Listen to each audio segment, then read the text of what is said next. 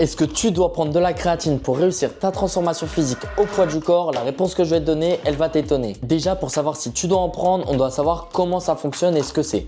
Pour faire simple, la créatine, ça va te permettre d'être plus puissant pendant un court instant. Ton corps, quand il fait un exercice, il a besoin d'énergie et cette énergie, elle provient de l'ATP. L'ATP, notre corps, il en a une très faible partie dans notre corps et donc il la régénère en permanence. Imaginons qu'il arrête de la régénérer 2, t'es mort. Ok, on a vraiment très peu de stock d'ATP. Donc c'est pour ça qu'on la régénère en permanence. En fait, il y a 3 façons de la régénérer, dont une qui est très rapide. Et c'est là qu'intervient la créatine. Quand tu prends de la créatine, ça apporte de la phosphocréatine à ton organisme. Et pour produire très rapidement de l'ATP, la phosphocréatine, pour la faire simple, se transforme en ATP. Et donc tu vas avoir plus d'ATP pendant un peu plus longtemps. C'est court, mais ça va te permettre d'être un peu plus puissant sur tes débuts de répétition. Et de plus, la créatine, ce complément, il est à l'origine d'une rétention d'eau. Donc sur la balance, c'est normal que tu prennes quelques kilos. Ça te donnera un effet un peu plus massif.